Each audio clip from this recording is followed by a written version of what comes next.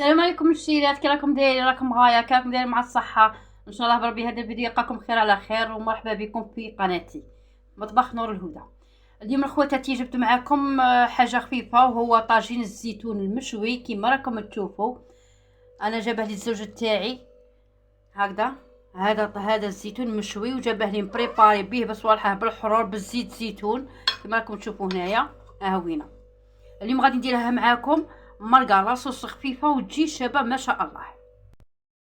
هنايا في الكيكوطه تاعي خواتاتي وليت معاكم، درت معاكم صدر تاع الدجاج، ودرت معاكم حبه بصله مرابيه، حبه طوماطيس مرابيه، ودرت 3 مغارب الزيت. ما كثرتش، انا ما كثرتش هنايا الزيت. غادي نشعل عليهم النار. هنايا غادي ندير شويه تاع ملح، خاطر الزيتون تاعي راه شويه فيه الملح، ما نكثرش الملح، ونخليه يتقلى مليح.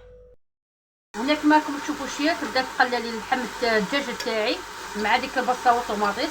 هنايا عندي مغرف تاع فلفله حمراء، عندي هنايا شويه تاع راس الحانوت،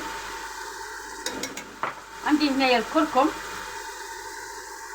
عندي هنا كما راكم تشوفوا الكركم، وعندي هنايا شويه تاع الزنجبيل المغرف صغيره ثاني، وعندي هنايا شويه تاع الزعفران. مكتروش بزاف الزعفران، نديرو غير شويه. نزيدو هنايا المغرف تاع طوماطيس تاع القوطي، نخلط مليح هذه الفلفل، ندير المغرف هنايا تاع طوماطيس،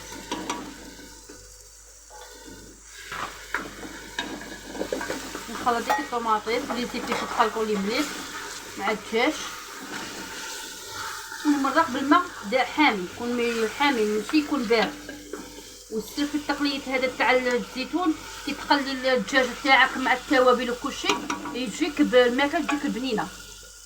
هنا كما راكم تشوفوا غادي نقلي هنايا شويه بالماء، نخرج الدجاج منا، نمرق هنايا، ما نكثروش بزاف غير قد ما يتغطى لنا داك الدجاج هكا.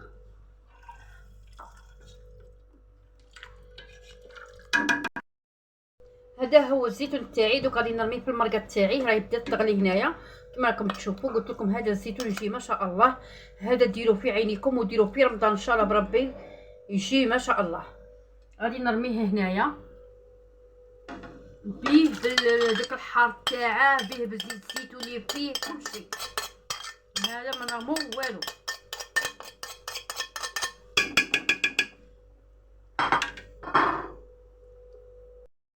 كما راكم تشوفوا شيات هنايا صار راني رميت داك الزيتون تاعي، دوك نبلع عليه ونخليه يطيب. كما راكم تشوفوا خواتاتي هذا هو الزيتون تاعي المشوي، درته طاجين جا ما شاء الله، وقليت عليه شويه تاع البطاطا. هنايا ها هي لاصوص تاعها جات خاطره تجي ما شاء الله كما راكم تشوفوا.